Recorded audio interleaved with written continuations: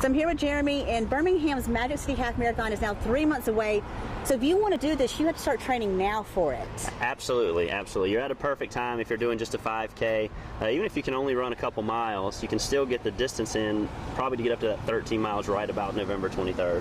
Now, what people don't realize is Birmingham has a lot to offer in sports, and this is going to take you through all the sporting venues across the city. It does. It's a really neat course. It was designed by Danny Harrelson back 4 years ago, and he kind of purposely picked out these historical landmarks.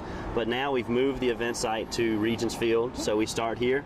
We actually pass by Legion Field as well, site of the 1996 Olympics. And then we also go by Rickwood Field, which is the oldest surviving baseball park in the United States. Which is kind of cool. You get a running tour of those areas. Absolutely. And Regents Field has had such a successful year, and you're going to end on home plate. Right. Now that is something new for runners. Runners don't do that here in Birmingham. Why did you move it here? We moved it here, but for a couple reasons. One is all the other big runs in town are already at Batwell Auditorium. We wanted to kind of distinguish ourselves a little bit. Plus, after spending a few nights at baseball games, we thought, what a better place to finish than right here. So. Now, one thing this benefits is Reuben Sutter's Foundation.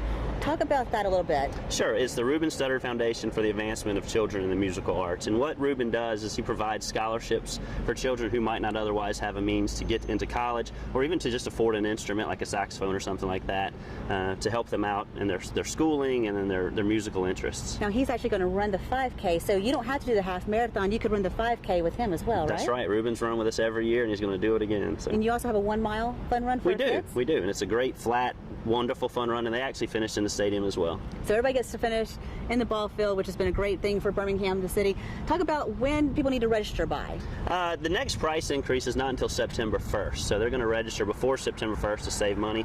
But I always say register early, that way you're dedicated, you know you spent the money, and you feel like, well, I've got to train now, I've already spent the money. Any tips for training in Birmingham? No, just work on the hills, although it's really a fairly flat course, but you know, Birmingham can be a hilly place. It can, definitely, sure. I've ran it for 2 years, and it does have a few little hills you don't suspect. That's right. Jeremy, thanks so much. Thank you so much, Donnette. I appreciate it. Thanks.